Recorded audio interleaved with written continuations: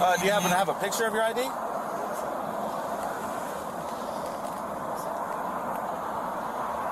You come back here with me, my man. I'm just going to get all your information while you're back here with me, okay? St. John's, he's taking off.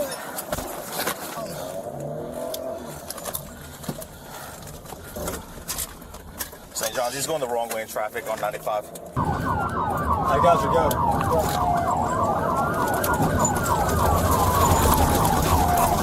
Look at that.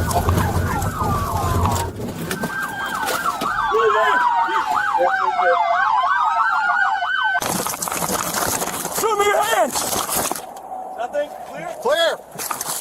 Driver Mike, very short, close crop hair, middle-aged, around his 40s, light blue shirt, light pants. We're going northeast into the woods. He just stole a white van. He's headed back towards the IGP. He just stole a white van.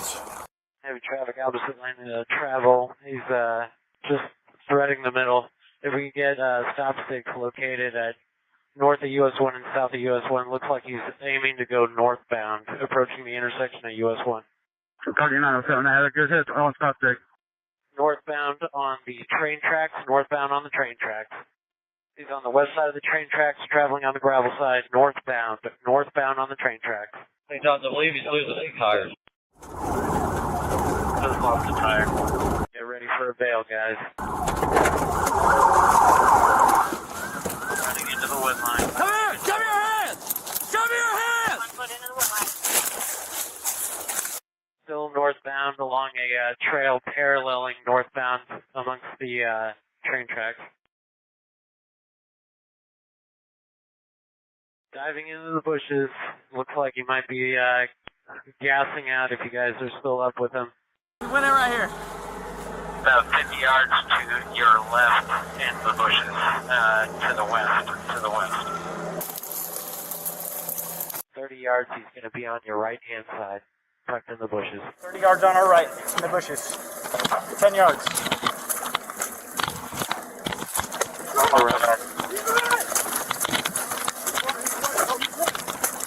Canine engagement, canine engagement. Canine engagement. Get on the ground! Get on the fucking ground! I got you. You good. I know. Yeah, you did this, buddy. We got to get you out of here now.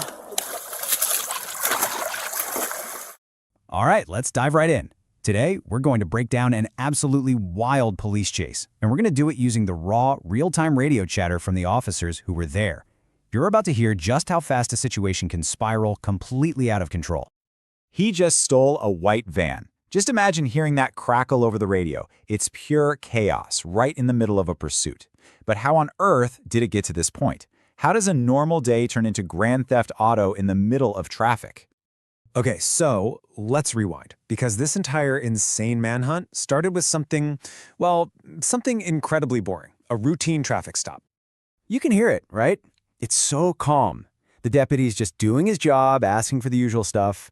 It's a scene that plays out 1,000 times a day. The thing is, the person he's talking to has a very, very good reason to not want to be identified. And here's why. The driver isn't just some random person who rolled a stop sign. Nope. He's actually a fugitive wanted by Interpol. And that little detail changes everything. For him, this isn't about getting a ticket. If he gets identified, it's game over. That desperation is about to light a fuse. And there it is. That's the moment. That's the sound of the fuse being lit. The calm, routine stop is officially over. The suspect floors it, and the chase begins. So let's get into the next phase of this, because this isn't just about fleeing anymore. The suspect's choices are about to get incredibly reckless and dangerous for everyone on the road. This is a massive, massive escalation. We're not talking about some quiet back road here. This is I-95, a huge highway. He is driving head-on into oncoming traffic. He's basically turned his car into a weapon, and for the police, this situation just became 10 times more volatile. And when you lay it all out, you can see just how fast this all happened. First, he flees the stop. Then he's going the wrong way down a major interstate. Then he ditches that car. And then he commits a felony and steals a totally different van. Every single step is more desperate than the one before. So yeah, this isn't about running from the cops over a traffic violation anymore. By stealing that van, he's just committed grand theft auto. That is a serious felony, and it raises the stakes through the roof. For law enforcement, the whole game just changed. This guy went from a runner to a dangerous felon in an instant. Now that he's in a new vehicle, the fugitive makes another wild choice. He decides that maybe roads aren't the best option anymore, and he takes an unbelievable gamble to try and lose the cops. He's completely leaving the pavement behind him, taking this poor stolen van somewhere it was never, ever designed to go. This is just pure, frantic desperation. He's betting everything on the idea that the police cars can't follow him over that rough terrain. I mean, you can just picture this from the radio calls. He's not just crossing the tracks. He's driving along them on that rocky, uneven gravel. That's a bone-jarring ride that would tear a vehicle apart. He's destroying the van, but to him, that's probably a small price to pay for a shot at freedom. But his big gamble, it's already failing. The van just can't take it. You can hear the deputies calling it out in real time as the vehicle literally starts to fall apart. First a tire, then another. His second getaway car is officially dying on him. And this is a huge shift in the chase. His car is toast, so he's only got one move left. The whole manhunt is about to go from wheels to feet. Get ready for a bail. That's police lingo for a suspect ditching a car and making a run for it. And that's exactly what he does. He jumps out and makes a desperate dash for the cover of the woods, hoping to just vanish. But now, the advantage is totally flipped. See, on the road he had the speed, but here, in the woods, it becomes a tactical game. The deputies can start to coordinate, set up a perimeter, and basically build a cage around him to cut off any escape. And here it is, the turning point in the foot chase. The adrenaline's wearing off. The physical effort is catching up to him. The deputy says he's gassing out. He's exhausted. He's running out of steam, and his chances of getting away are getting smaller and smaller by the second. So this brings us right to the end, to the final tense moments of this whole thing. The net is closed, the suspect is worn out, and the deputies are right on his tail.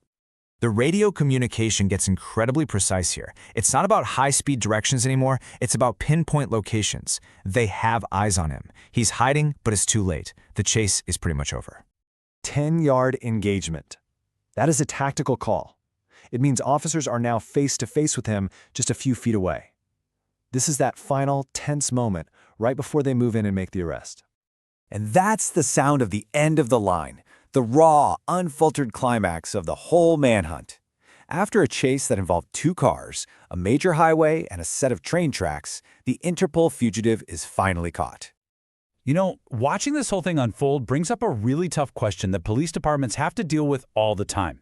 When a suspect is this reckless, at what point does the danger of the chase itself become a bigger threat to the public than the person they're trying to catch? It's a really complex problem, and there are no easy answers.